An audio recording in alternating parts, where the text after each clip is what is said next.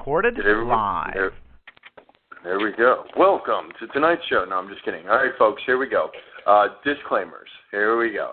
Freedom of speech. It's that simple. We are here under freedom of speech, one of many innumerable rights by the people, for the people. So anything we say here tonight, we're going to call it opinions, expressions, whatever. We're not going to call it legal advice. We're not going to call it all the junk they want us to call it. We're just going to call it talking. So everybody on this call is welcome to chime in. Nobody has to agree. It's okay that we don't agree. Just be kind and considerate. Don't kill each other, and just have a good time. So, we're going to do some overview, folks. What we're going to talk about tonight, I got a lot of response on the PSQ. So I guess the best thing to do, I could do an overview, and I guess because I'm leading the call, I get to do what I want, but I don't want to be too repetitive. Let me do this. Is there anybody on this call and that wants to discuss anything about the PSQ and what we discussed last week? I wasn't on the call last week. What is a PSQ? Okay, here we go. So just for this one person, we're going to do this, and that's okay because we all need to hear it a couple times anyways. Thank you. We talked about fear last week and how fear can cripple. So the reality of it is, in the environment we work in, we talked a lot about Joseph, for those of us who are scripture people, and don't be offended if you're not, just hear me out. If you've got a better way, we're willing to hear it. But Joseph became great inside of Pharaoh's system. He didn't necessarily buck his system. He didn't give into his system. He wasn't sold out. He didn't sell out either. Many people over the years have said to me, Mike, how can you have a copyright on this artwork? How can you do this, this, and this, and yet claim you're a sovereign? I'm like, well, it's because I'm a sovereign that I can do all that. So there are people on this call, I'm sure, who are purists. And what I mean by purist is don't take the driver's license, don't take the marriage license, don't do the vaccines, don't do this, don't do that. And I'm fine. I'm absolutely fine with all that. I have found for me, and the ability to control the straw man and the artwork and do all that, it's easier to just control both realms. And that's just my opinion of how I do it. The ability to work in the non-public sector, i.e. private, and we got to be careful because private to the public people means public, and we know it's just a whole big thing there about I say non-public. I know how to work in the non-public sector and do what I need to do. I also know how to work in the commercial venue and do what I need to do, all the while controlling the straw man and controlling myself. So we talked about fear. A lot of people, the big hot topic these days is the OID process, the 1099A process. And more than not, I'm hearing about, people who are actually have already implemented the process, going forward saying, well, what do I do if they come knock on my door? Well, I would say that for those of you we like remedies. We like the idea of getting all these benefits, and I'll call it that, benefits, and yet not knowing why we're doing it. For many years I've been, trying to deal with people and help people, and I call them truth people versus remedy people. The truth people do the truth because it's true, and it doesn't matter what happens because of it.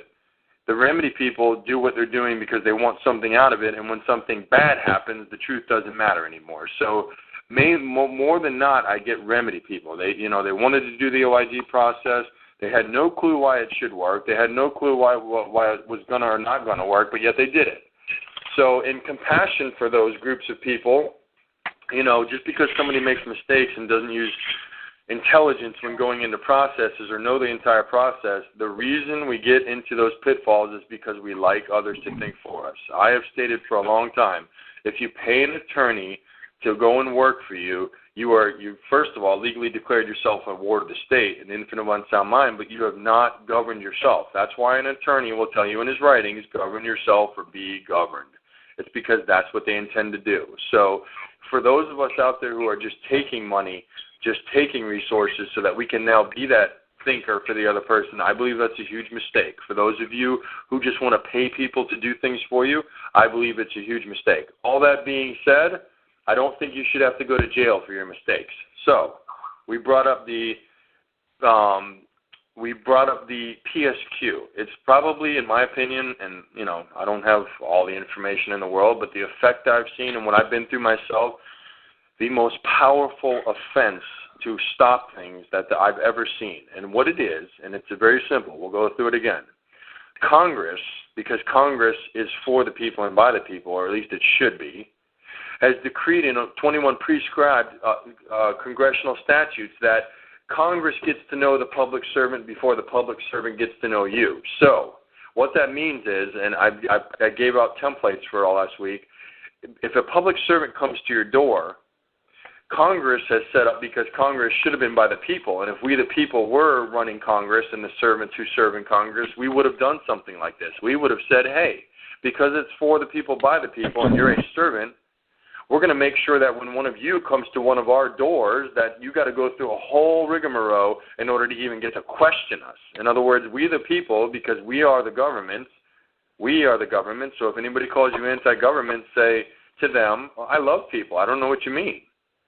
You know, they want you to believe, they want you. And when I say they, I'm not saying all of government. I'm saying the rogue agents who work outside of their capacity and just want to get on a power trip. They want you to say government is them. They want you to forget that the Constitution was written by us for our servants as their rule book. It wasn't written for us. They want you to forget that the Bill of Rights, which billed the Constitution, it charged it. It's a bill. It's a bill. It's a bill. It said Constitution.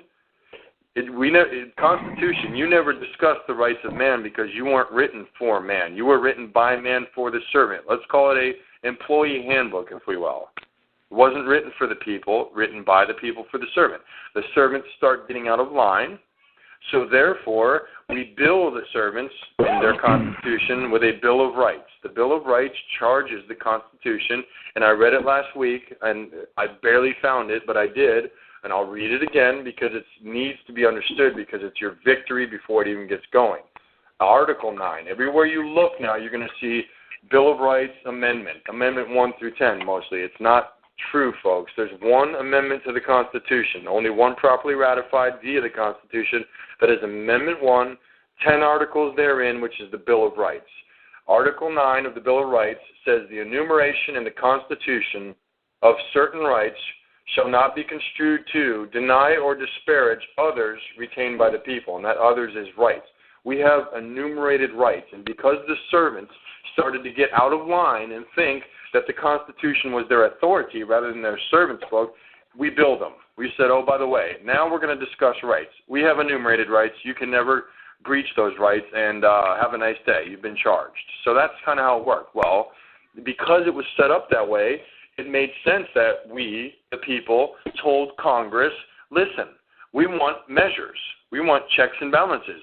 If a servant wants to go investigate on behalf of the master, the people, another person, in other words, if the master makes the servant go look at one of the people because one of the people may actually be doing something wrong, there's still protocol. So 21 prescribed congressional statutes state that the public servant must, and I say must, answer this public servant questionnaire before the servant ever gets to talk to one of we the people.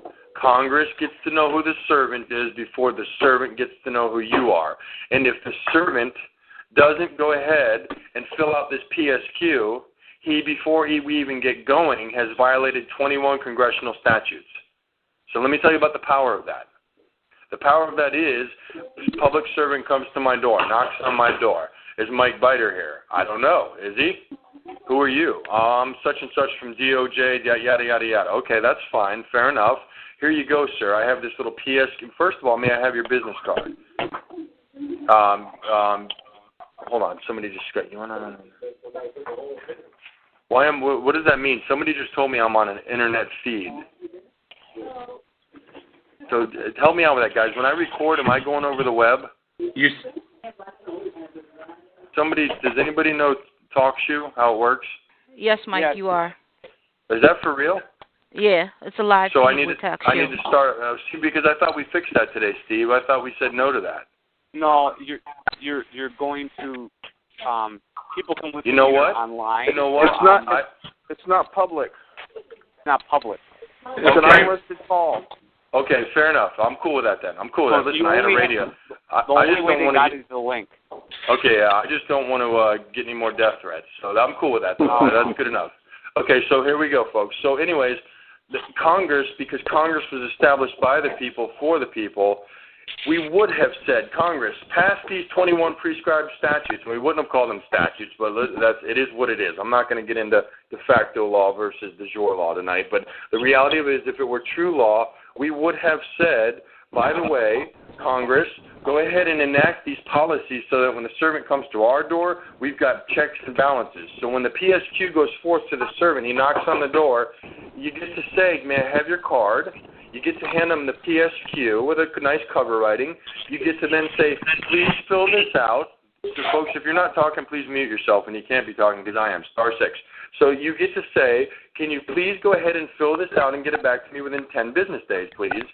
So at the end of the day, once that takes place, your next job is to go inside, get on your typewriter, create a writing, letting your congressman know that on such and such day, at such and such time, public servant from DOJ or FBI stopped by my abode, and I gave him this PSQ.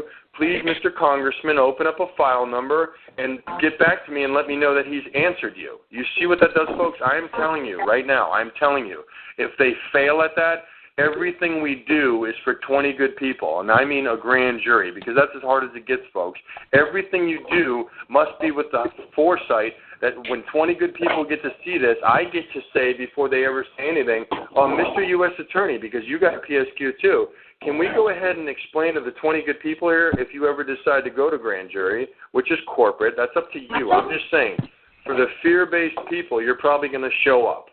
So why not show up having everybody that's going to talk about you already violating 21 prescribed congressional statutes? Because you get to say in front of 20 jurors, before we get going here today, your policy says ABC, so then why did you X, Y, Z? And when one of the jurors says, what do you mean? Well, I handed out a PSQ, and I also, for your pleasure, wrote down 21 prescribed laws, if they're going to call it law, because they will when they use it against you, that says they had to answer this or else they created high misdemeanors and felonies. And everybody who's about to talk about me or a name similar to mine has already attempted at least 4 high-class misdemeanors and at least 3 felonies. So before we get going, I need you to know that all these guys are felons, and I can prove it. Here you go, because I sent this to my congressman. I opened up a file number. I've got the green Form 3811 that says they received the writing. Here's a copy of it that went through a notary. Why, if your policy says ABC, did you X, Y, Z and violate 21 congressional statutes, yet you, the honest one, are going to sit here and talk about me today or a name similar to mine or artwork that I have copyrighted? So do you folks understand that? If Congress gets to know the servant before the servant gets to know you, and it works every time, all the time. Any questions on that? No. No, Mike, from everybody? you said you had sample documents that distributed last week? I have passed them out to a great amount of people so far, but if you need them, whoever got you to this call, a lot of people should have those by now. But yes, I don't know. We are setting up to download documents, and by next week I'll have that mastered. But you should be able to get them from somebody. But I'll have a specific site to go to where you can pick up all these documents. Shout out an email real quick. I'll send them to you. Yeah, if you guys want to do that, shout out an email. Somebody will take it down. I appreciate whoever said that. That helps me. That's great.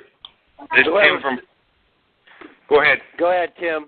This is Randy. I'll speak next. Okay, just real quick. This works also if you receive a letter, I'm sure, right? I would call a letter ABC. If you receive a writing, yes, it does. But I'm just being funny with you. But anyways, yes, if you receive a writing, and on the, let me pull this up here, folks, because I'm going to read you this, because it's extremely powerful, and then we're going to get a little bit into abatement and how that's as simple and as easy and as it works. Go ahead. Somebody wants to speak, obviously, yes. Somebody's saying? Who keeps... I apologize, folks. When you say that works every time, what kind of results are you speaking about? It works now every time. Well, hey, hey, Jim, are you here with us tonight? I'm here. Hey, guys, I'm here. Hear ladies. If you're not talking, please *6. If you're not talking, because I hear a lot of background noise. Let's be polite, please. I don't want to have to cut people off the line. *6 if you're not talking. Hey, Jim, why don't you talk about your last 11 experiences at the federal level with this issue? Well, I don't know what the count is, but we had several people that received inquiries from the agency in various forms, all the way down to we had one guy that was supposed to appear on Thursday to produce books and records, and I told him, I said, well, I would PSQ him, and he said, well, what's that? Well, anyway, long story short, he apologized for the short notice, but he had a concern about the nature of this meeting and would they please answer these questions. Well, he never showed up for the meeting, and they didn't get back to him. So well, and he's done. Let me. Yeah, that's happened. This. When I say it works every time, all the time, it's because it does. In other words, if they can, here's what it's going to do for you guys. Here's what it's going to do, plain and simple. If you do a PSQ and you alert your congressman via CC through a notary and say, open a file and let me know when this man answers you, Congress, what did you just do? Somebody please tell me what you just did by doing that. Who now is involved in something you never wanted to touch? Your congressman. Thank you. Yeah. So the bottom line is he doesn't want to touch this with a 10-foot pole. He doesn't want to get near it, and he certainly is going to make a phone call about it. So the reality of it is that, yes. I just want to add, in a couple of cases so far, we've had congressmen write back and say, thank you for bringing this to our attention. We will look into it. And everything went silent. We heard no more correspondence back from the agents that made the initial inquiry. Now watch this, folks. Now watch this, and I'm going to say this without being insulting. Watch this, lazy ones. What's the next step? 10 days after the PS Form 3811 comes back, Congressman so-and-so, doing business as all caps, Congressman so-and-so. I'm very concerned. Your office was mandated to make sure that this public servant so-and-so operated within the bounds of his authority, and I have not heard from you. Please follow up with me. I'm relying, watch this now, listen everybody, shh, be very quiet. I am relying on your non-response as admission that Agent so-and-so was operating outside of his authority. Now let me ask you folks something. Can he not respond now? Oh. I'm relying on your silence as whatever fancy words you want to use, that public servant so-and-so has operated outside the bounds of his authorities. If you disagree with this writing, please take 10 days. I have attached a prepaid envelope for your return to me about this correspondence. 10 more days goes by. You ready, lazy ones? Congressman so-and-so, thank you. I now feel more peaceful. I now know for sure, due to your silence, that Agent so-and-so was operating outside of the bounds of his authority. In grace and mercy, please don't fire Agent so-and-so. Just make him just make sure he's aware of the limitations of his authority. Thank you, Congressman so-and-so. God bless America. Now, watch this, folks. You take that as exculpatory evidence before a grand jury, it's done. It's over. They will never let you get there. They will never let you get there. They will never let you get there. Mike? Anybody have? Yes. This is Jason in Florida. How are you? Hey, Jason. You're right near me, aren't you, Jason? Yeah. Yeah. We gotta meet for lunch, man. What's up? Yeah, absolutely.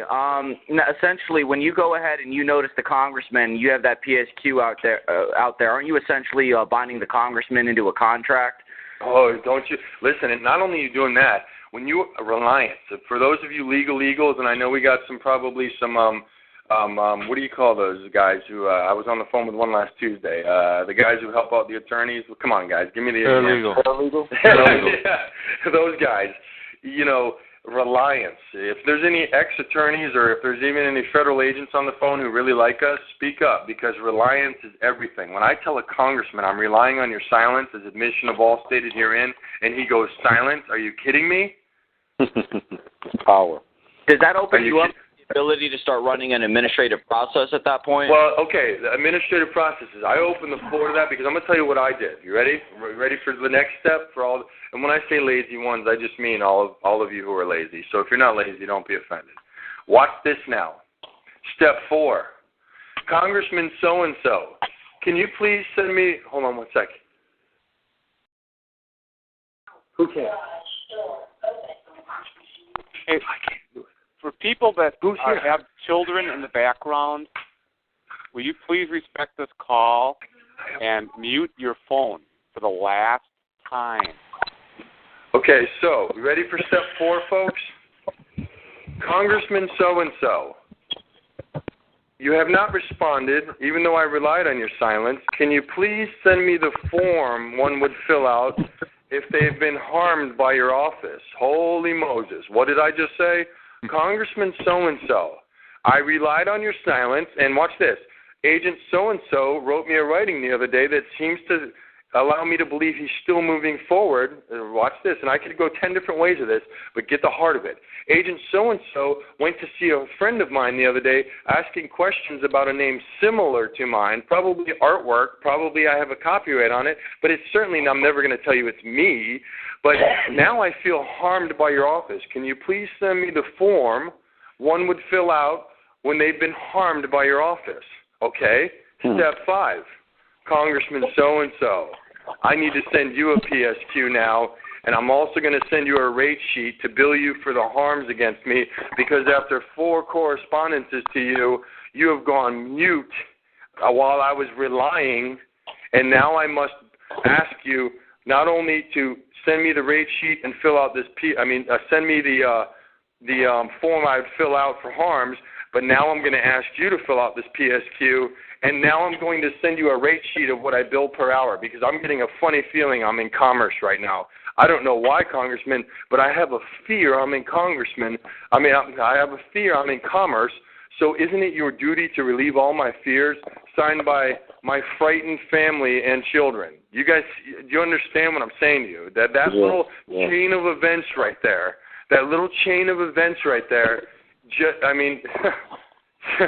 you can't imagine. You can't. Listen, let me tell you what it did for me, okay? And let me tell you about, I'm not going to tell you everything that I've been through, but I'm going to tell you this. It got me to the point where the chief counsel for Department of Justice started writing my writings to me in handwriting, uppercase, lower name, comma, living soul next to my name on the front of the envelope, and the writings are all up my first, middle, last name, uppercase, lower, comma, living soul after him. Wow. Mm-hmm. So that chain of events, folks, the PSQ, Congress gets to know who the servant is before the servant gets to know who you are. And so, this is a weird thing that's going to happen here, guys, but this is really strange and funny. But David A., we have a propane tank in our house, and it's got a bad leak, and the guy's here to fix it, and he needs me to help him move the washer real quick. So can you sing a song for 5 minutes, and I'll be right back? Yeah, absolutely. I got your back. Yeah, Mike.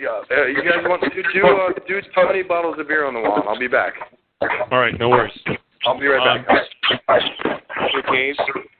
I'm hearing a lot of background noise, guys. Star 6. I don't know what that is, but it's really annoying.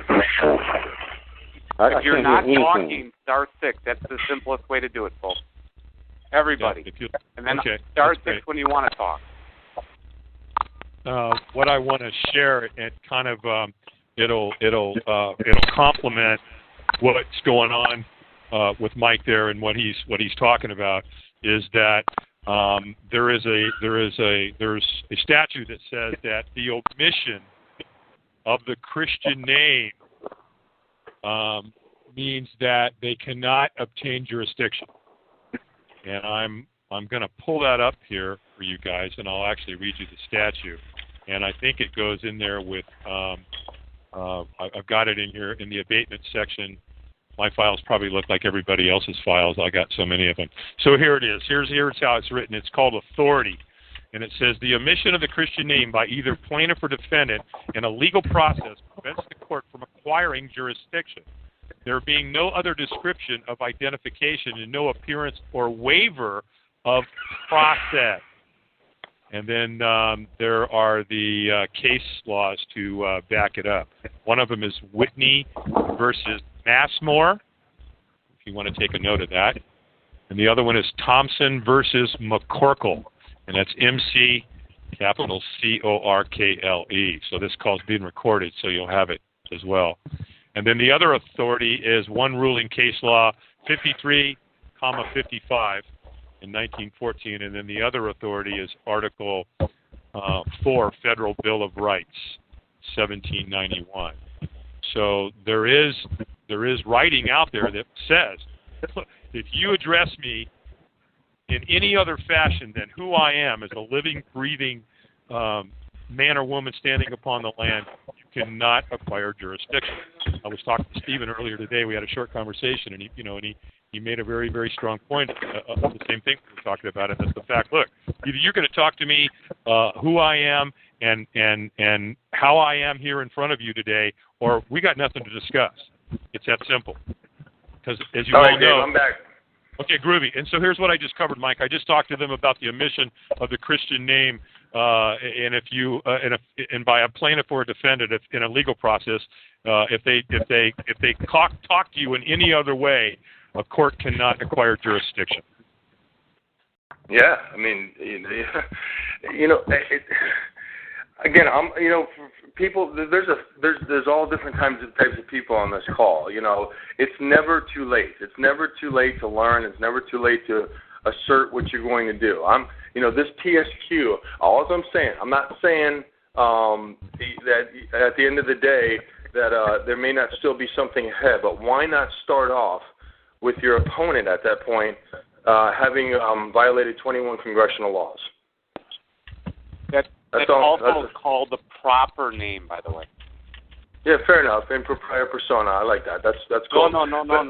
No. What? Just the proper name.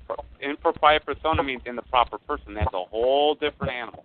Okay, so tell me what you're saying there, because proper person is what I consider me. What are you saying? And when you say that, you don't want to use the word person because they use the word person. That's a legal entity. I said the same thing as the Christian name, and if people find that offensive, they can just say, well, it's my proper name. Or watch this. Or my honest name, as my mama named me. My honest name. Yeah, absolutely. Yeah. But in propria persona means in my proper person, and you don't want to use the word person.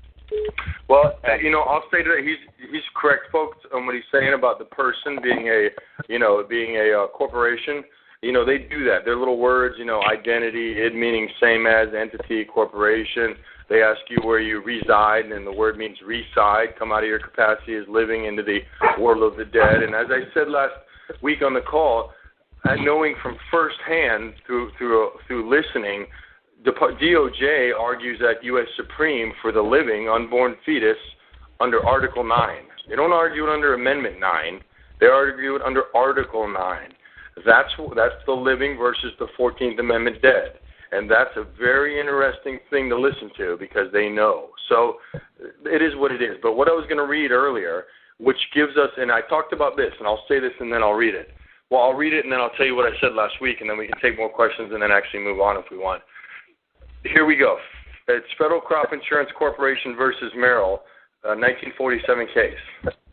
Whatever the form in which the government functions, anyone entering into an arrangement with the government, here we go, listen, takes the risk of having accurately ascertained, so it's your risk to take, folks. It's your risk to take. So takes the risk of having accurately ascertained that he or she who purports to act for the government stays within the bounds of his or her authority. And this is so even though, as here, the agent was not aware of the limitations upon his authority. So we talked about this. Last week. A judge, while sitting in front of you, if you're going to choose to enter in, or you're forced, because most people on this phone will probably wouldn't enter in, but if you're forced to, then you can do one of two things. You can say, Judge, you cannot hold me in contempt while I'm ascertaining yours and others' authority in this place. And he'll know that's true. Not while I'm ascertaining. Now watch this. Let's add some real teeth to that. Judge, I know what my honest name is. if you release me from this unlawful detainment, I'll have my mother draw up an affidavit telling you having her tell you what my honest name is. I've probably got 250 documents recorded in the public record, unrebutted, that will tell you what my name is. So, Judge, if that's what you are, and I'm going to give you a chance to be one, if you are going to make me, under contempt, respond to a name that's not mine, you are suborning perjury. You are threatening me under contempt to commit perjury. You understand that, folks? You are suborning perjury. You are making me, on the record, under threat of imprisonment and unlawful detainment, acknowledge that I am something I clearly know I'm not. It is subornation of perjury. It is causing me to commit perjury. Does anybody want to discuss that? No, I understand it. Yeah. Yeah, so these little things are all leading up to a big picture of, okay, if forced in, how do I stop it beforehand? The PSQ is an ascertaining vehicle, is all it is. Congress gets to know who the servant is before the servant gets to know who you are. Anybody want to discuss that at all? The truth is, there's new to old on this call. Some are going to be like, all right, Mike, you're beating this thing. But you know what? Those same people, when it comes to grand jury, it's really nice to line up things to grand jury. Now, I'm going to say this about grand jury, if anybody wants to talk about that, because it seems to be a hot and heavy topic as well. Grand jury is corporate. We know that. So, okay, so what? So it's powerful and they can do what they want and they stack it and yada, yada, yada, yada. Exculpatory evidence. Why, if the grand jury foreperson is also a servant and a peer, can one not alarm or inform the foreperson through the U.S. attorneys or write to them, I have exculpatory evidence which would clearly exonerate me from any problems we're having here. It is not my desire to hamper a lawful investigation, but merely to help come to its amicable resolve. I have exculpatory evidence. And for anybody who doesn't know what that means the stuff they don't want you to bring into court and will strike at every point. So watch this.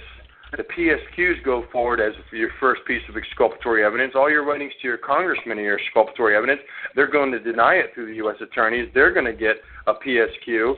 They're going to fail at the PSQ. You're then going to bill the U.S. attorneys. And now watch this. I'm going to tell you an aggressive move I made. I don't suggest it at all, but I'm just going to tell you how far it can be taken. Mr. Grand Jury foreperson, either a U.S. attorney is hiding my writings from you or you yourself have harmed me. Can you please send me the form one would fill out if they feel like they've been harmed by the Grand Jury foreperson? And from there, with no response, I billed the foreperson through 3 rounds of billing and filed a UCC-1 lien against the entire grand jury, making all previous supposed rulings null and void. So, does anybody want to discuss that? What has happened with that case, and was there any retaliation? That turned into the postmaster himself committing mail fraud. 100 senators receiving all the exculpatory evidence. The 4 grand juries failing. Hey, Mike. Yeah. If they're coming at you for some type of business audit or something of that nature, is this still applicable?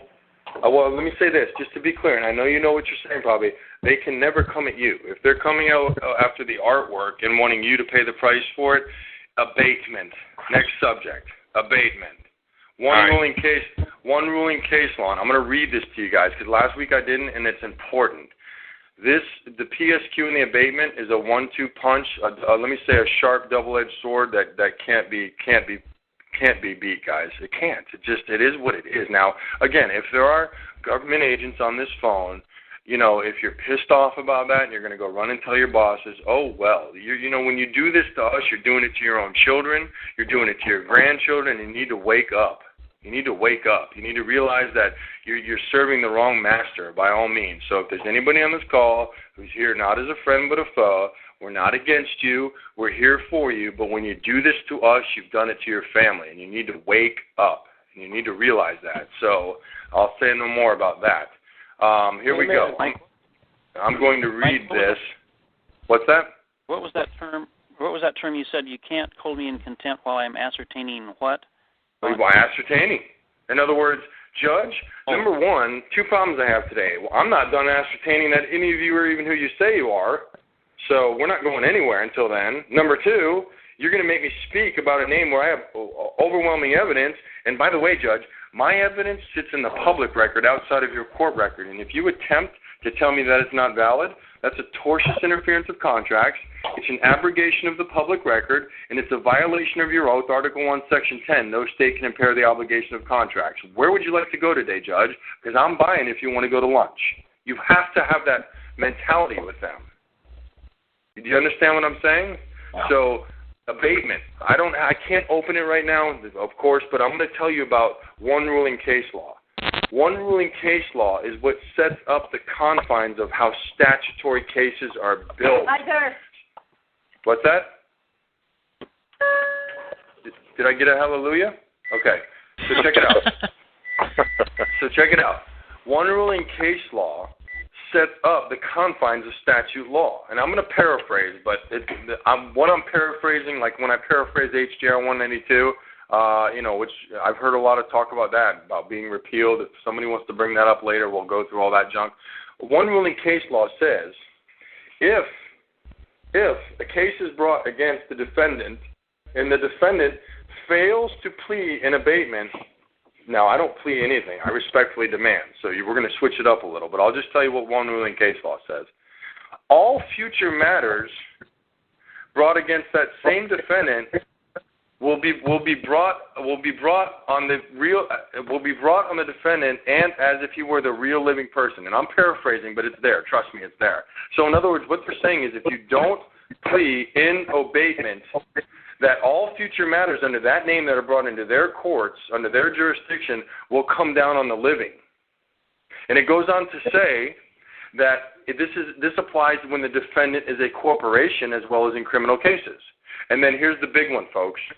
When a misnomer, a wrong name, is purported, that's what an abatement is. It's a beating down. Yeah, somebody's putting it up there. One ruling case law, 5355 from 1914. One ruling case law. So when an abatement is put in, it's a beating down of a misnomer, of a wrong name. Abatement means to beat down, to beat it down. No, this doesn't exist. I'm beating it down. So when I tell plaintiff, this is my honest name, and when I certainly can back it up with lots of documentation, if it is in fact me you seek, Mr. Attorney, then then spell my name honestly. Otherwise, if you are speaking about the watch this now, I'm going to take it a little further and we'll back up. If it is in fact me you seek, my name is John Michael Smith, uppercase lower, so that a 12-year-old can understand. Please see the 22-page memorandum of law on the name, because that 22-page memorandum of law on the name is done by the top English experts and English experts in the world and in the country, and all of them say, all uppercase styling is an intergovernmental styling for vessels and ships and all that good fun stuff. So that 22-page memorandum of law on the name is powerful. Powerful, because it lays it out. That's an exhibit to your abatement. That abatement, that one ruling case law says, if an abatement is put forth, plaintiff, here we go, guys, listen. Plaintiff may amend the writ. So, Joe Blow attorney writes a writing to my house, an offer in commerce, we know.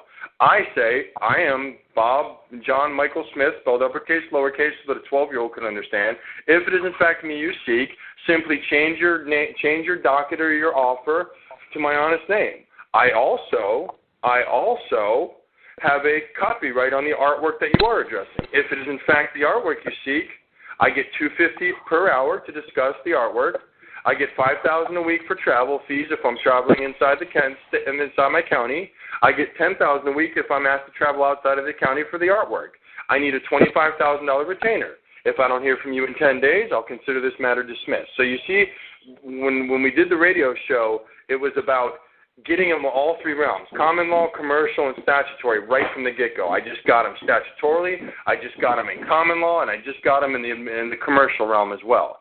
So when I tell him that very thing, who I am, he has the right, according to one ruling case law, to amend his writ. So ready, folks, and everybody, I want you to think about this. When he doesn't amend his writ, and he can't, and he won't, then it's very clear it's not you he's seeking, isn't it? That's right. Correct. Because if plaintiff may amend writ and he doesn't, what is the next writing going to say on it that he sends, the next offer? right across the front of it in big, bold red writing, plaintiff waives right to amend writ and send it back certified mail to all parties involved. The next writing comes. Plaintiff waives right to amend writ, send it back certified mail, return receipts. By the third time, as Judge so-and-so knows, plaintiff is abusing the court while waiving right to amend writ. Watch and see, folks. Watch and see. Watch. They actually say that you're abusing the courts? No, you say. You say on the third round when the judge is continuing to let plaintiff move forward while not amending the writ, as Judge so-and-so knows, John Doe doing business as uppercase John Doe doing business as attorney continues to abuse the court while waiving right to amend writ. Now, what did that just do? It just brought the judge into a world he didn't want to be involved in. Right. That's right. My name is James, by the way, Mike, and I'm in Florida as well. Hey, James, how are you, man? Good, thanks. Yeah. So any questions on that? Go ahead, folks, because it's not that, folks. And let me say this before we take questions: yoke is easy, burden is light. What's so freaking difficult about saying answer this 21-page PSQ and get my name right? Pretty simple. Yeah. Mike, is that sequence available as a template? Absolutely. Got it all. Most people on this call should have that. So if whoever you are, whoever got you here. Shout out some emails. Bank fraud. Let's do this one at a time. And I know everyone wants to just, if you hear somebody else talking, let's do one at a time. So somebody start. Go ahead. Bankfraud at Cox.net. Okay, I got bankfraud at Cox.net. Mm-hmm. That's right. Jay Sorensen at POL.net. Okay, that's going to be JaySorenson.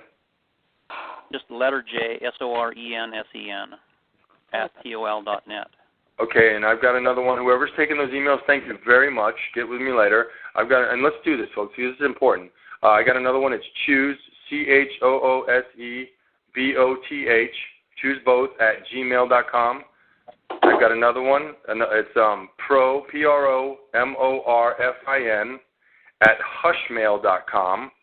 I've got another one here. It's Transmitto, TRANSMITTO at Comcast.net. I'm sorry. Let me mute him. What did you say right now? Mute who? Okay, and then I've got another one. It's by the way, the gentleman who said shout out emails, are you taking these down? I'm getting most of them. There's what is all right? Hey, listen. POL.net for Jay Sorensen, Paul Oscar Lima. Correct. Keep going. You know what? Here's what I'm going to do. Some of the people who are on the website.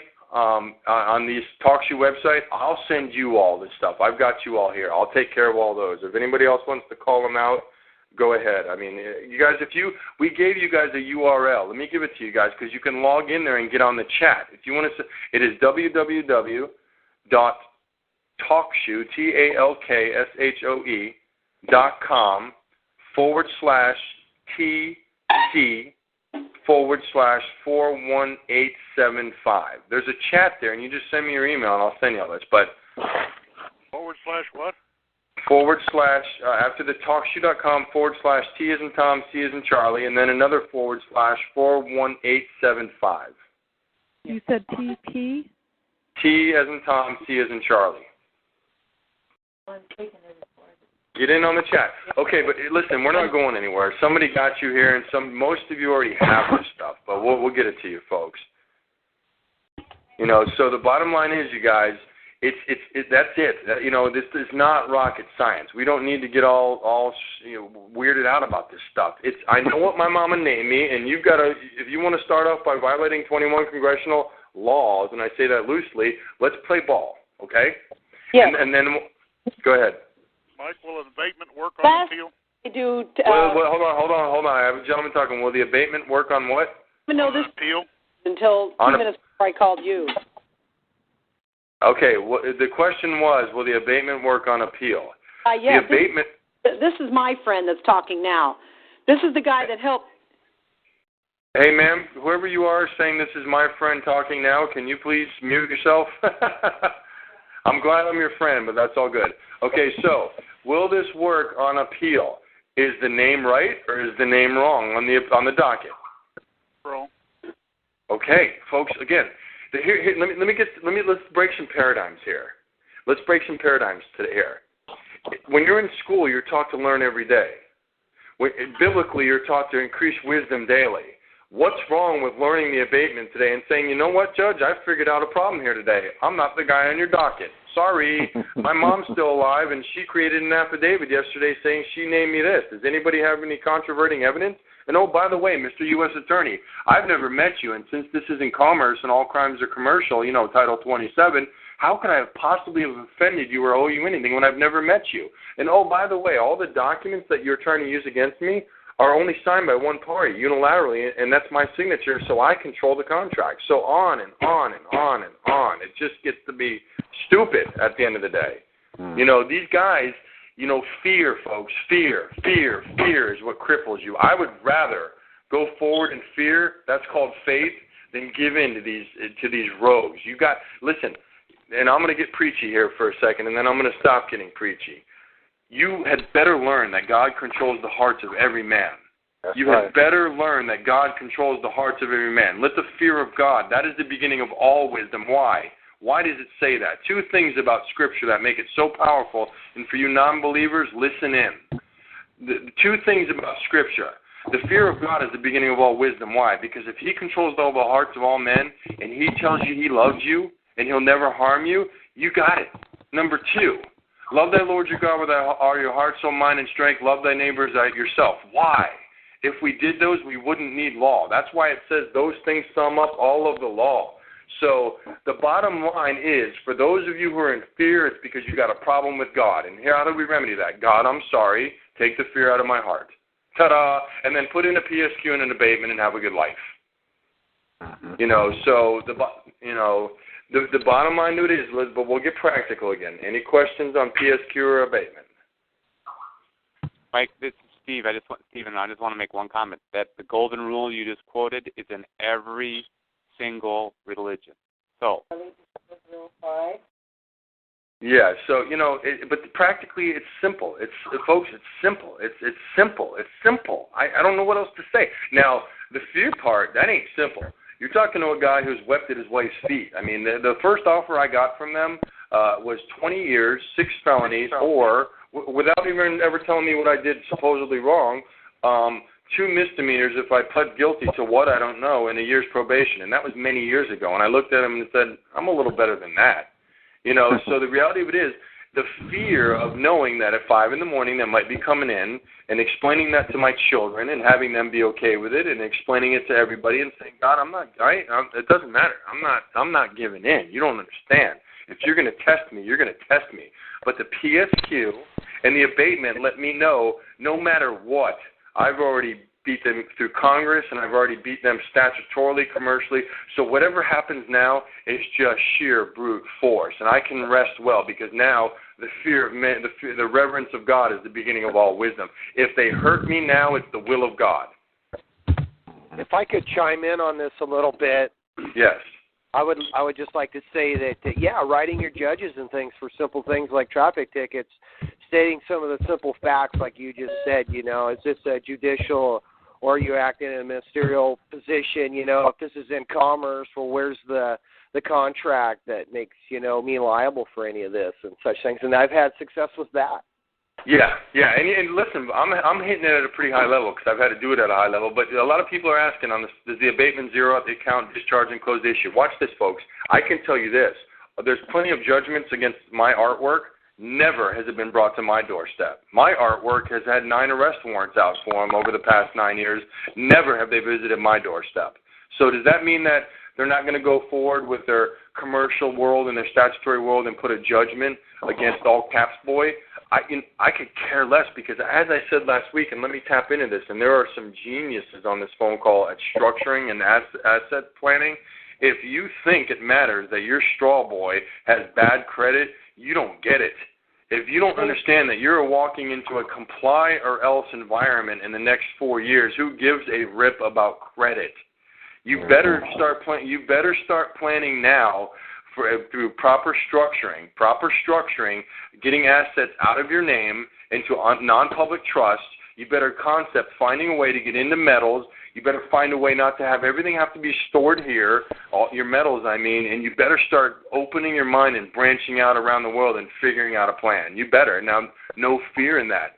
The Bible says that people perish for lack of wisdom. I'm talking about Joseph. I'm talking about who is the wise and faithful servant, those who feed the people when the famine comes. If you can't even feed yourself because of lack of planning, what good are you? You are just like the people on the Sermon on the Mount saying, where's the fishes, where are the loaves? And he's going to be saying, you were the bread makers. What happened? You were the ones who were supposed to be making the bread. You were the ones supposed to be feeding the people. So the bottom line to it is you better start thinking outside the box.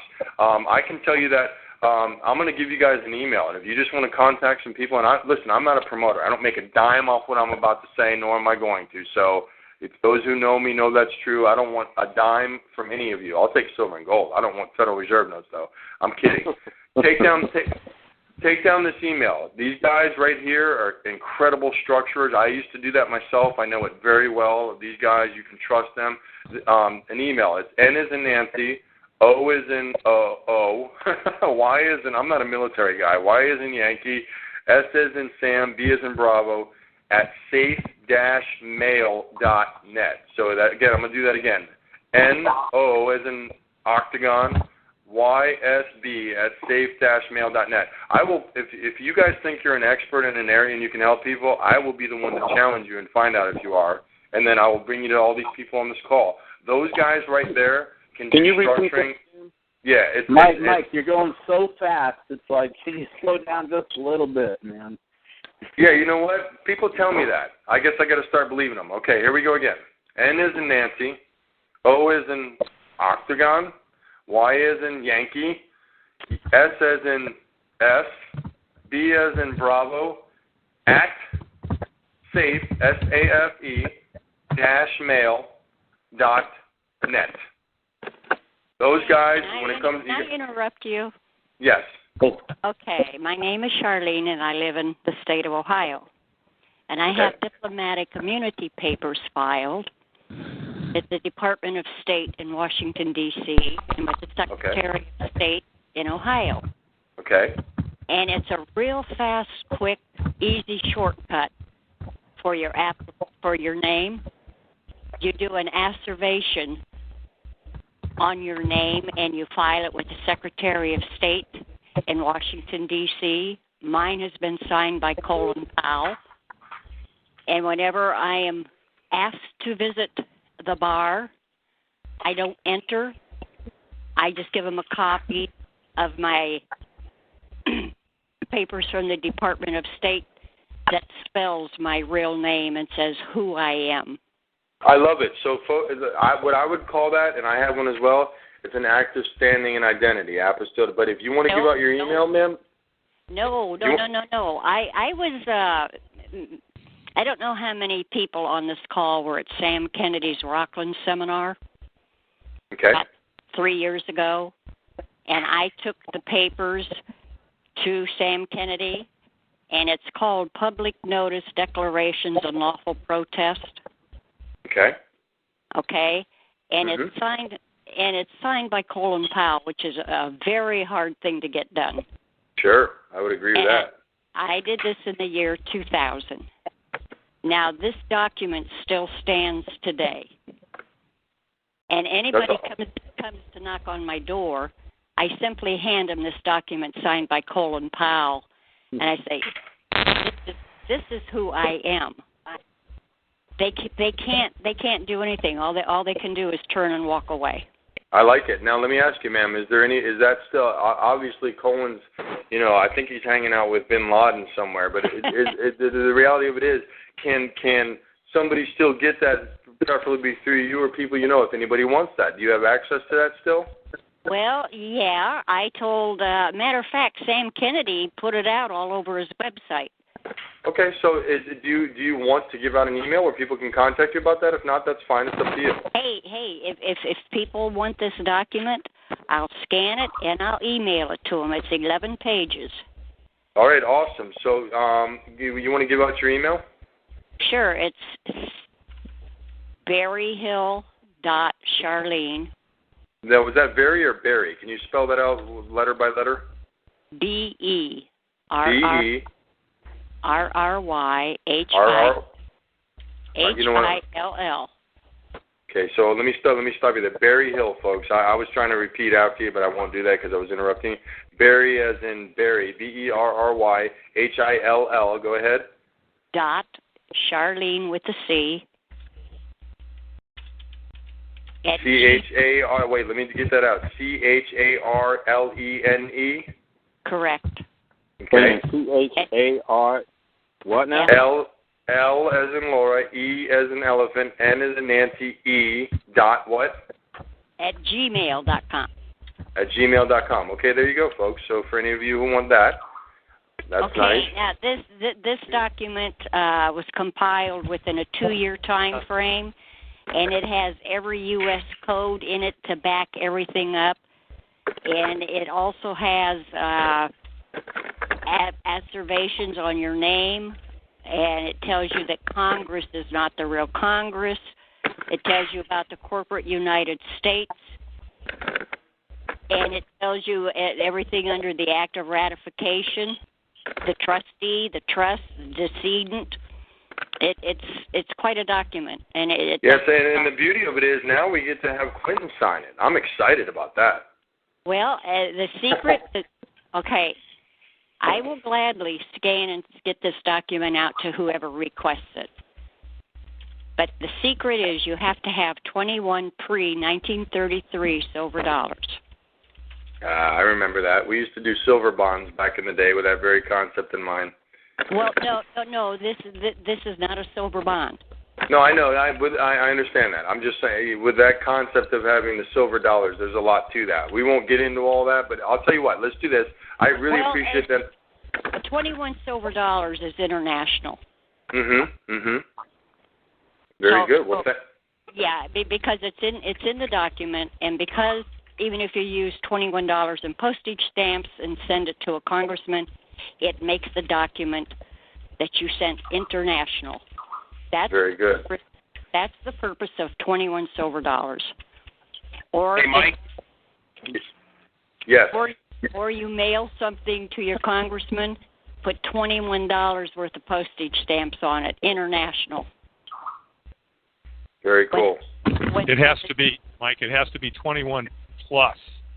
In other words, it can't be 21 even. It has to be $21 and either, 1 cent, 5 cents, or just a tad more than 21. Okay, thank you for that. Probably plus the postage, too.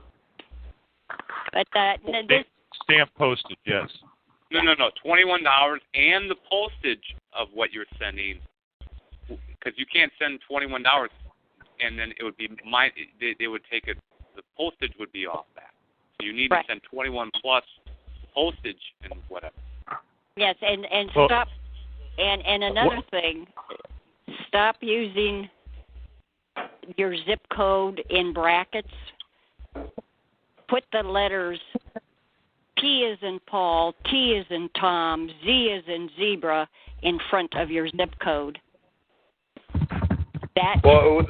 There are also those who have done zoning improvement plan number, and there are those who don't put it at all and still get the mail. So tell us your concept on that. What do you mean by that?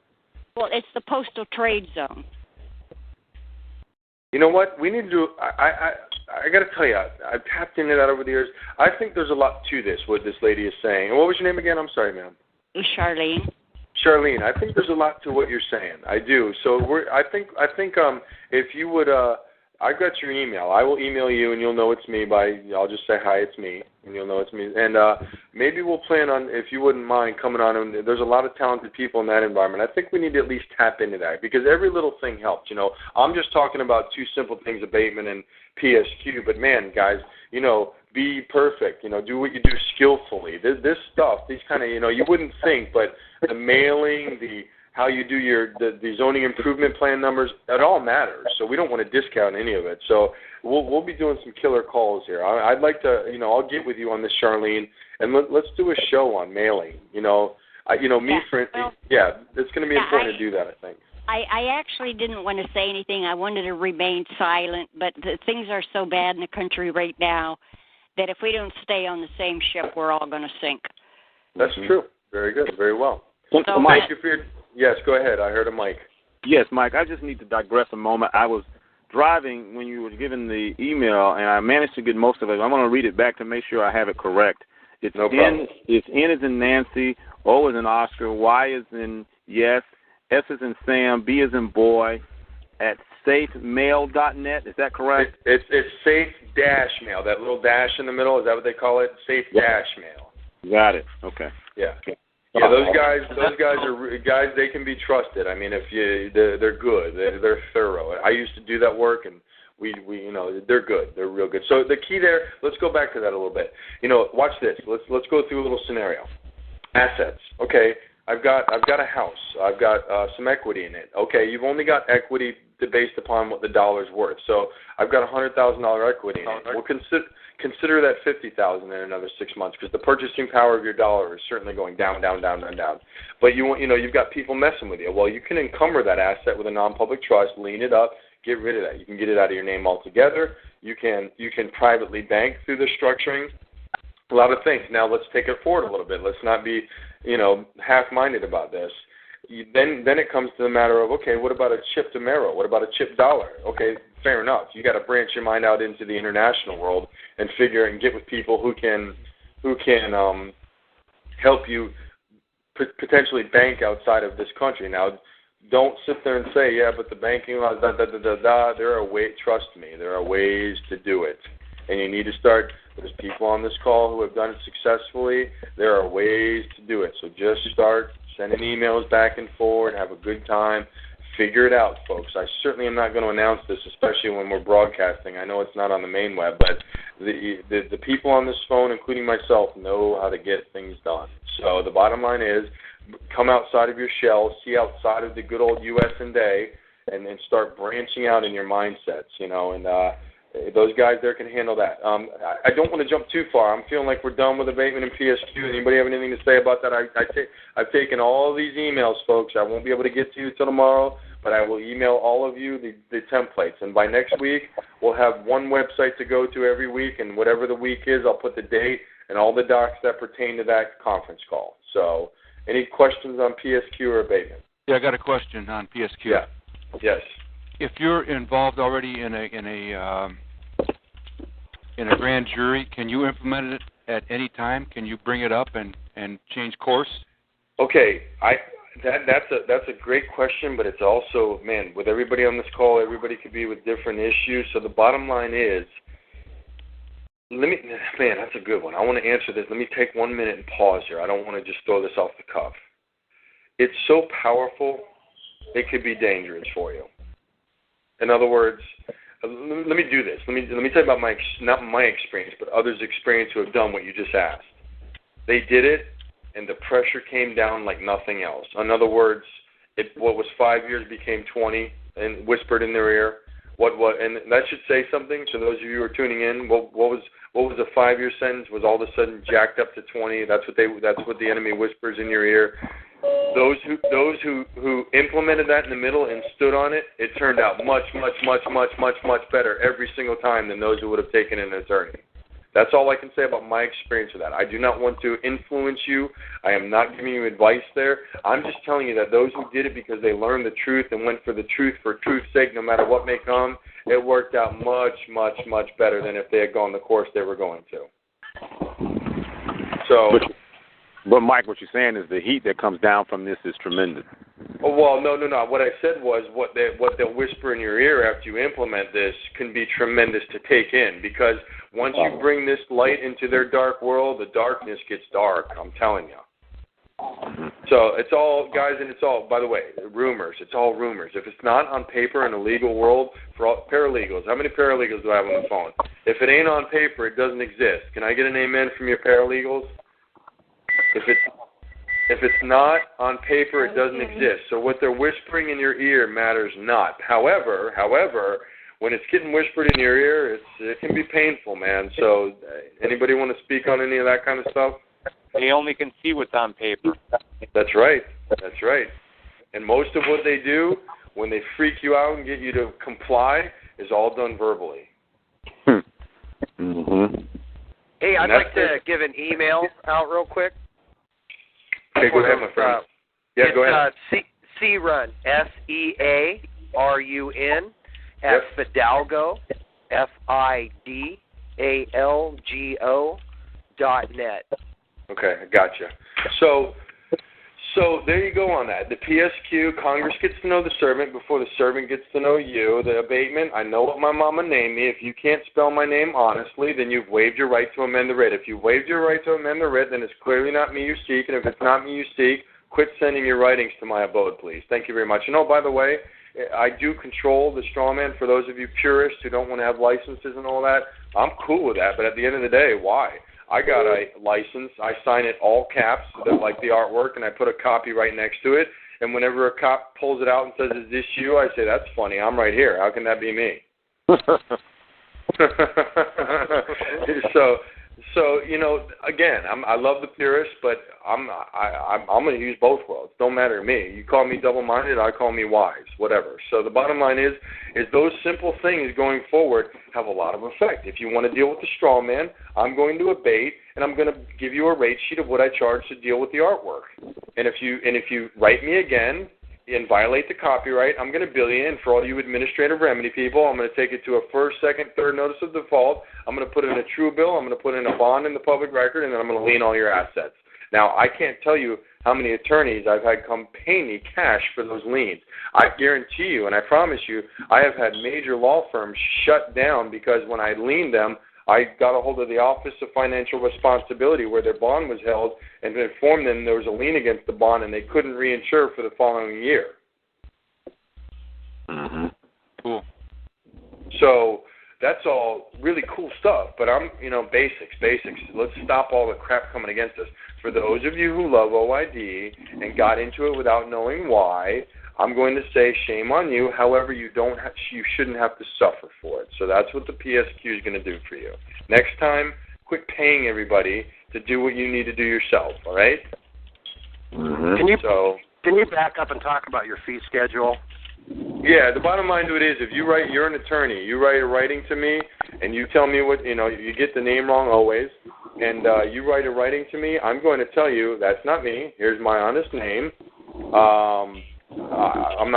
here's my honest name, if in fact it's me you seek, send your writing back in my honest name.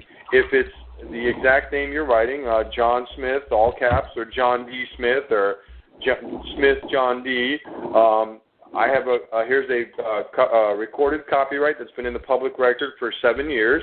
I charge $100,000 per writing of that name, and I will bill you, and yada yada yada. And if I don't hear back, if you don't send me a retainer, yada yada yada, I'll do a rate sheet. What I'll do for next week is I'll build a rate sheet. It's called a billing notice. I'll do a billing notice. Anybody who ever rates me, I tell them, here's my honest name, here's my billing notice if you want to deal with this entity. I send it out there. I probably 9 times out of 10, I never hear back from them. Does that make sense to everybody? Yeah, sure, that's cool. Yeah. Because, guys, watch this. We are worthy of our hire. When they took our gold and silver, they took our full capacity to be everything we could be, in a sense. I'm a spiritual guy, so I'm not going to go too far with that. In other words, I want to put a fan in my house. You would say, I got to go get what do they call those things you got to do to build your house? Come on, help me out. Permit to hang that thing. Are you kidding me? You're going to tell me I got to go? I don't think so. So by licensing and all this, we know that the end goal is to take our full capacity from us. At the end of the day, in doing that, all of these things, there's remedies for everything. When they did HJR 192 and all that good stuff and the OID stuff for the remedy, they knew, even though their system was flawed, it had to have integrity in the sense that it had to sustain itself. As evil as it may be, it has integrity in the formation of it. And it had to have remedies. So it's all there. It's our fault for not having them. And then, of course, there are those who do it exactly right and have to suffer anyways, and that's where that's what's supposed to happen then. That's just what's supposed to happen, and be okay with it. So, any more questions on that stuff? Because my friend David A. has told me something that's very powerful, you guys, that I want you to hear. We have been doing the 1099-A process on foreclosures. We're having very good results with it. We went over that. We have now finished the default procedure. So next week, I'm going to back up. We're going to do the 1099-A on pre-05, and even now it's going to be pre-06 mortgage notes on how to get them just to disappear, and then do a proper default procedure if you're in foreclosure or if you're in if you just want to get rid of the note and not have to pay, and you know what I mean by pay anymore. That's a pretty powerful process. So I've been hearing some things. And David, I know that I want David to share a little, because next week's call we will do that. We'll go back over how to do the A process. And I know Steve's here with us tonight. He hasn't said much. But Steve, are you here tonight? Steve from Texas? Okay. Yeah, I'm here. You may not. Okay, man. There you are. I called on you earlier. I couldn't hear you. Steve's been going through this. Dave's been talking about this. We're going to go back over the 1099-A process with a mortgage, and then the default process that we've pretty much finished up today. But David A., what have you guys been doing? And we'll talk about this next week as well. Give us a little heads up on what you guys have been up to. Well, it's going to piggyback a lot of what you're talking about here, Mike, because with your abatement and with your PSQ, you leave the position of defense and you go into a position of offense. And I've always believed that a great defense is a kick-ass offense. So what we're looking at right now, and there's several people on the call that are doing research, and we're accumulating a lot of information about a process, and I'm just going to kind of give you a general overview.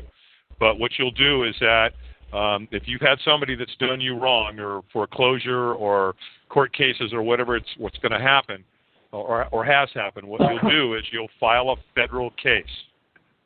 And then you'll take the federal case and you'll put it into your local county courthouse, and you'll file it into your local county record.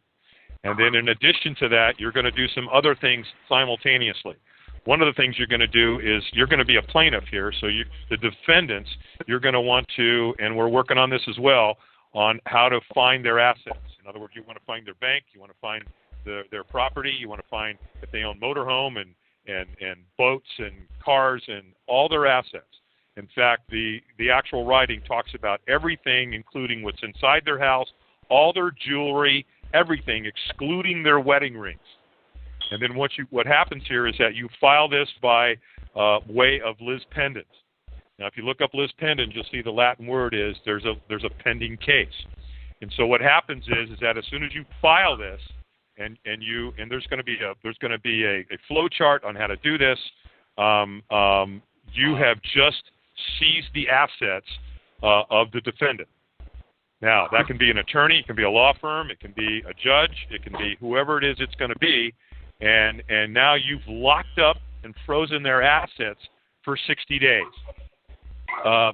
And it puts you in a very, very empowering position to be able to, because even in this flow chart, as part of the structure of this whole thing, you get to a point here where they're going to want to negotiate. Because if it's interesting, and we talked about this in our group here, is, if you could, there's three things you can do to any public servant out there, and if you can do one of these three, you're in great shape. If you can do all three of these, believe me, you've got this public servant right where you want him. Number one, you want to hit them financially. Number two, you want to threaten their pension. And number three, you want them to have a perceived threat of going to jail. And that's what this process does. Because basically what you're going to do in a federal case like this, you're taking it to a superior court, taking it all the way up to the top. And so these guys aren't going to be able to hide under the kangaroo court system where evidence is thrown out, or they won't allow it, or there's nothing being recorded because it's not a court of record. So the whole playing field, the whole 9 yards changes. Now, we've heard a couple stories about it. There was one guy, well, I don't even know if I'm going to go there because I don't want that part to get out, because let's just say that somebody used it, probably, shouldn't have used it, but it still works. I love those. Yeah, exactly. There was also a guy that was having let me finish. There's a guy that was he was having a lot of trouble getting stuff filed in his county. Anybody on the call had trouble trying to get stuff filed, with their county recorder? Well, apparently this guy filed his federal case, went into his local county courthouse to file this federal process, and of course the clerk said, no, we're not going to let you. You can't file that here. Well, this guy kind of put his tail between his legs, went back outside. He called the clerk at the federal courthouse and told her what had just happened. And so he called up and he introduced himself, and the woman said, oh, I remember you. You were just the guy in here who filed a federal case. And he said, yeah, well, here's what happened. I came down to my local county courthouse here, and my clerk won't file the document. And the woman said, here's what you do. You go back in there and you tell that county clerk that she's got 5 minutes to file that case, or I'm going to send a federal marshal down here and I will have her arrested. So there's and I will tell you too, there's already there's success stories here that are going on, and these guys are coming to the table and they want to negotiate. So again, we're we're developing this. It's a development process, in motion here, and as soon as it's ready to talk a little bit more about, we'll put it out there. This is Chris from Florida. Hey, Chris, what's up, buddy? Hey, just as a post note to what he just said, that you should be careful when and where you do it from, because there's a gentleman whose name is Maynard Campbell, and you could Google his name. He did the same kind of thing you did, but that you're talking about, but he did it against Janet Reno, and where he locked up her finances, her checks, her everything, credit cards, bank account, and she had him murdered in jail. So you got to be real careful of where you're at when you do this. So, I thought she shipped him back to Cuba. Oh, that wasn't him. I'm sorry. No, not Maynard Campbell. He was stabbed 22 times in prison. Well, we're gonna as third parties to that, we're gonna probably assume that maybe that could have happened. But it's serious stuff. That's at the end of the day, it's serious stuff. So. All right, well, cool. Listen, I know that David's working with some very bright, friendly people I had the privilege of talking to, so hopefully we can get them on this call and share their wisdom. Okay, guys, we probably got another 20 minutes. Let's just do an open forum. Anybody? Let me do it this way, and if it's not you, don't answer. Is there anybody who's really on this call who's just really struggling? Things are piling up against you in a place where you just feel like there's no way out, and don't answer me if you got a traffic ticket, you guys, all right? This call is to help people.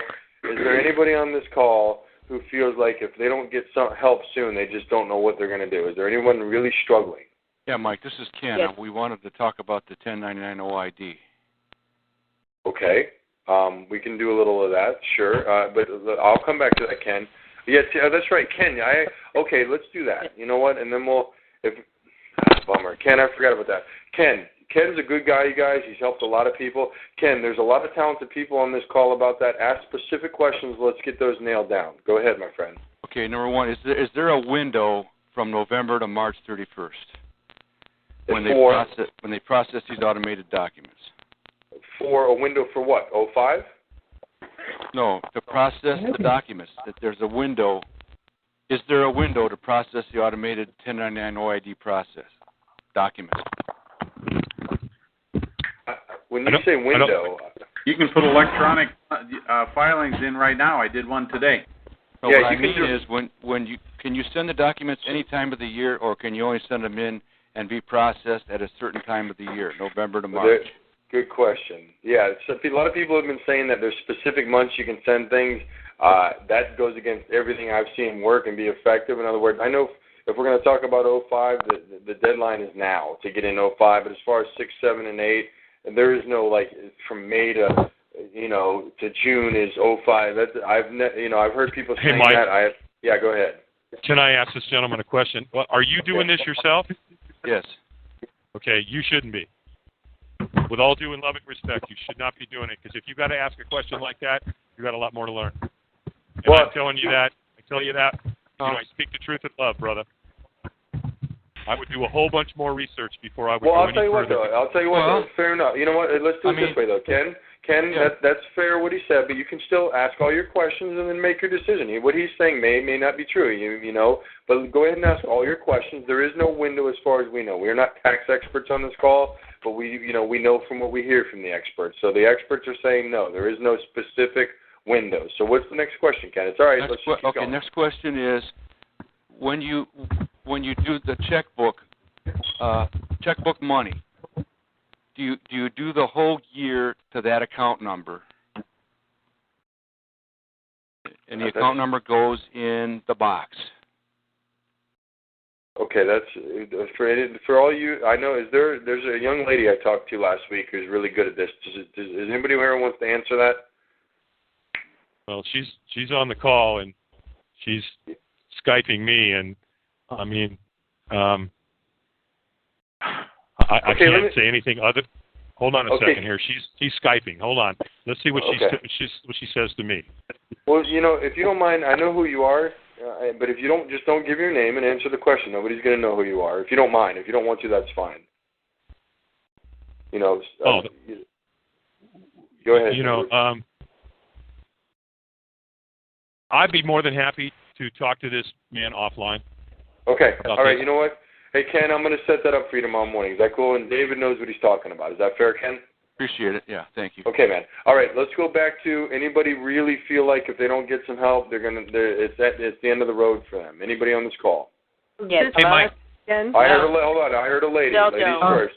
Hi, I just have a question. I have one of these paper bags that says bring it in for a free burrito. Is that something I should order ahead of time, or can I just bring it in and wait, or? What? You have This is Esther. Okay. All right, cool. What time are you open till? Oh. Somebody's ordering food. I love it. I thought he was asking me that question. Michelle, I'm like, listen, listen, bro. Go pick up the pipe some other night. All right, no, listen. All right, ma'am, I heard you. Go ahead. This is Esther, and we talked about my 1099 OID problem last week. Okay. I'm the one where I got the money back, and now they're coming after me again for the money. And okay. I do need to get the filings redone. I am not a tax preparer, and the place that I thought was going to be able to... Hello? Oh, God. I think she went out. We didn't want her talking. That's funny, Steve. That's funny. You know what? You're mean, agents. Let us talk. Now, go ahead. Anybody else? Sorry, we lost her. Anybody else? Hello? Hello? Yes, ma'am. We won't miss anybody. Yes, ma'am. Go ahead. Is that you? My question is not about the 1099 OID. Okay, go ahead. My fiance has been incarcerated on reference to perjury charges. Okay, and he's been sitting there for about 7 months now, and they gave him a bond of $50,000 full security. So I did a process where I accepted the bond for value, and I sent it into the Treasury. And also I did a Form 91 and Form 28 and sent that into the clerk office, and that's been about 30 days ago, and I have not got a response yet. Whoa, wow. You went all over the gamut with that one. Whew. May I ask you who told you to do all that? Huh? Who told you to do these things, if I may ask? I can't really call any names right now, but I did the optional forms. Wow. Anybody want to respond to that? I guess what I'm asking, do I need to go ahead and proceed with the default since I haven't heard anything? I'll tell you this. I won't say what you need to do. I'd say if I was you,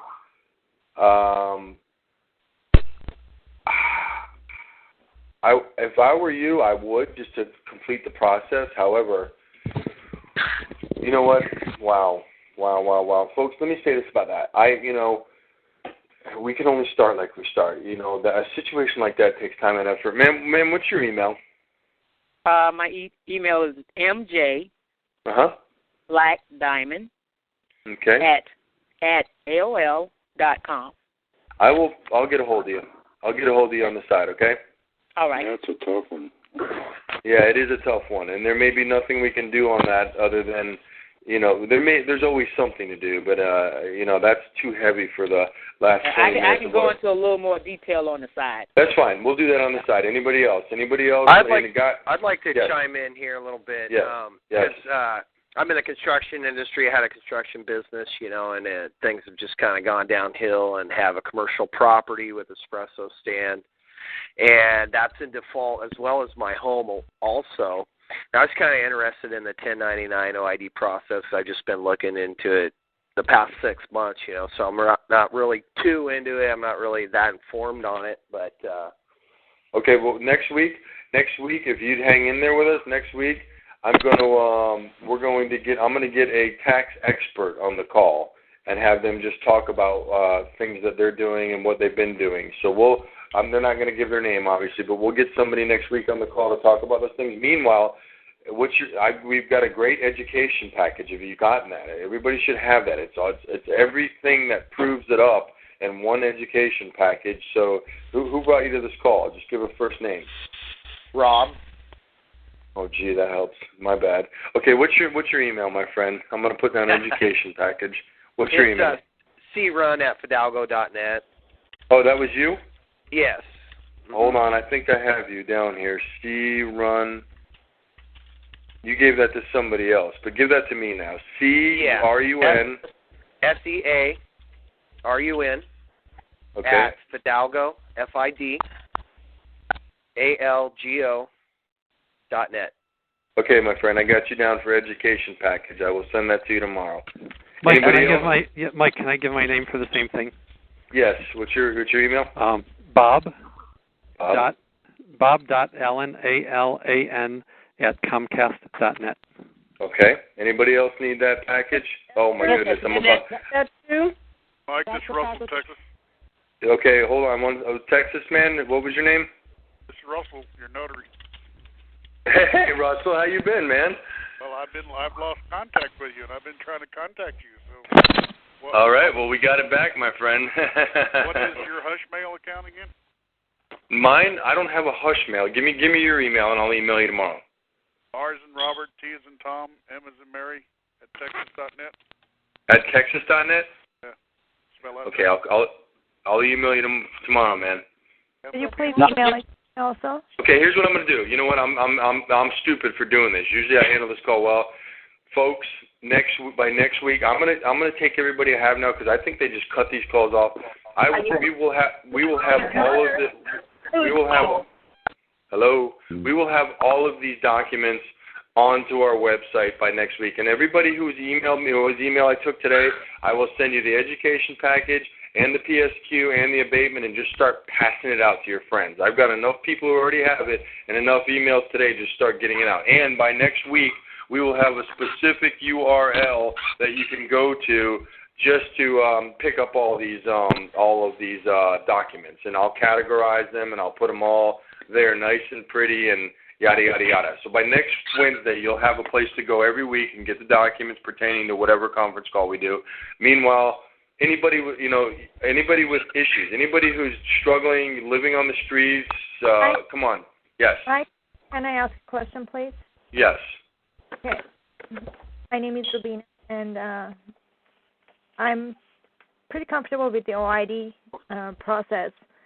Except now, recently, I believe. I'm in my room. Hello? Yeah, go ahead. Somebody's talking, but go ahead. I hear you, ma'am. Okay. IRS is responding to different filings in a different way, and right. I believe it could be a fair tactic. We got the letter today. It's dated March 9th, and today is only March 4th. And they're asking, they believe that we filed it incorrectly, but, basically if we can support our filings with the documentation, they will hold our refund for review until we send in the documentation. Okay. I would put 9. Today is March 4th, and I believe I have a very strong feeling I can copy this, send it to the IRS commissioner and my congressman, But the fact is there is no signed name. It's just a computer-generated form. Okay, what I think is going to work best for you is obviously they're having a problem with your procedure. I will have somebody here, and I'm going to tell you, the people that I'll bring on deserve to be given Fed notes to help you clean up your processes. That's what they do. That's what they can help you do. So if we can, right now I don't have any answers for that. I'm not a tax guy. I don't know how to amend OIDs or do, I don't know any. I understand the concept very well as far as why you can do it. I have no clue about procedures. So I will get people on this call next week to answer those specific questions. I wish I could help everybody today with that, because everybody, a week going by of having the thought that they're going to come mess, it can be very, what's a good word? Is egregious the right word? What does egregious mean, by the way? I heard that today. I like that word. What does that mean? Anybody know? In the letter dates March 9th and it's only March 4th. Disconcerting. Thank you. Is that the word I want to use, though? No. Ma'am, on that, I just can't help you on that right now. I can tell you that you're welcome back next week. I'll have somebody who can. Is that fair? Sure. Mike? Okay, great. Mike, yes. People that yes. you're going to have on be willing to take new clients that need yes. help? Yes. Great. Yes. It's going to be individuals who, if they want to get a hold of you, they'll take your email. The bottom line is I will call several groups of people and see who's willing to help people out individually. And then whoever I get, because I know about 12 of them who can do this right, whoever I can get who's not busy or working with other groups already but has time, then I will pick that person to come on and say, hey, we can help. And yes, we can make that happen. That's awesome. The place that I was in touch with is only going to be able to do the 2005, and I actually need them to do 2007. Yeah, I know this about that from what I hear from the experts. There's plenty of time to do 07, so I wouldn't be sweating that too much. Eventually you'll get to somebody. So that's just what I've heard. Well, one of my Hey, Mike. Yeah, go ahead, David. Just to chime in on that, the deadline you're dealing with right now for 2005 is April 15th. If you've got 06 or 07, you're in good shape. Well, I know, except this is a return that needs to be redone, and it was 07, and the OIDs on this return were 05, 06, and 07. So I'm wondering what redoing 05 is. If you have to redo 05, if you're going to resubmit your 1099As and your OIDs, then you'll have to amend 05 with 1040Xs. So do I have to do them year by year? Because the enrolled agent that did it for me the first time did 3 years of OIDs on one return, one tax year. Well, that doesn't sound to me like that's going to work. It didn't, trust me. That's a big question. Okay, so then what you'll have to go, remember, anything in commerce is fixable, so you'll have to go back, and for 05, you'll have to do your A's, your OIDs, and then you'll amend it with 1040Xs, and you'll do each year separately. So part of the fix then is to go back and do each year separately. Correct. Okay. And again, folks, if for those of you listening in, there are professionals who can do this. We will get you. We will get you to them. Awesome. And say a good prayer. Yeah. All right. So I think they're going to cut us off soon. Mike? As a matter of fact, yeah, Mike? Go ahead. Egregious is reprehensible, or something that's outrageously bad.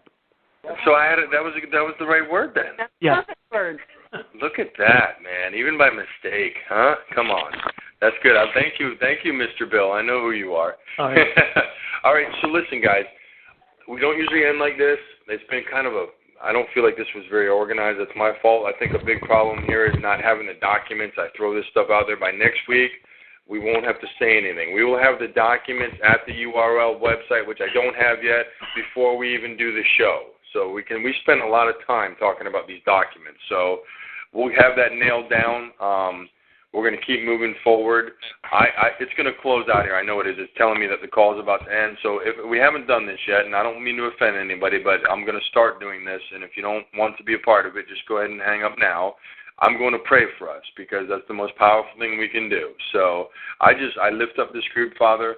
I pray for protection and wisdom. I pray for fear to be removed. Your word says that if we have fear, to lay it at your feet, and that you would be glad to take it from us. So, Father, all fear from everybody on this phone, lay it at your feet now, Father. We all agree and say amen, that you would just take this fear, take it away from us, Father, that we've been given the mind and the power beyond this earth, and that we want to use that. And faith is walking in fear. And, Father, as long as we know we have the truth and we come towards the truth, we know that that's where you're at. We know that you are truth, so we shouldn't be afraid. And even when we're afraid of going for the truth, we know you're standing there with open arms to cover us. And, Father, give everybody that heart that even though I'm afraid, I know I'm right. Even though I'm afraid, I'm right, and that's good enough, Father. So give us all that hope and that to get rid of that fear, Father.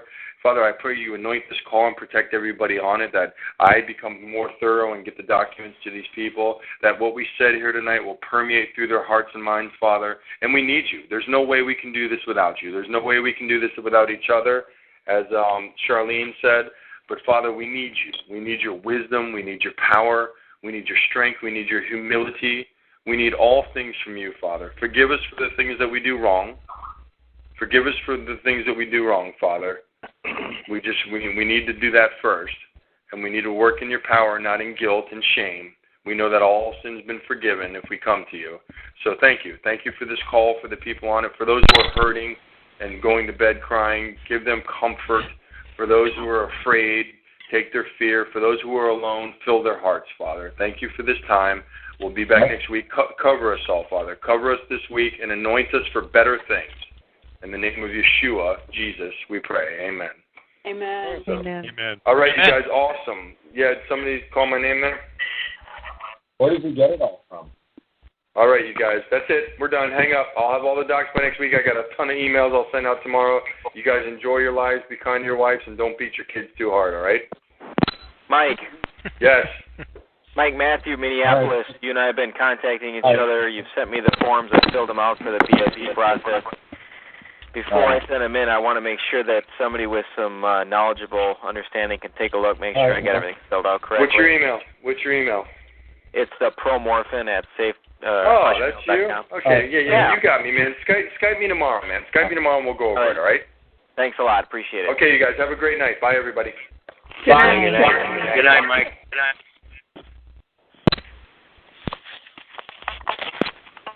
Yo.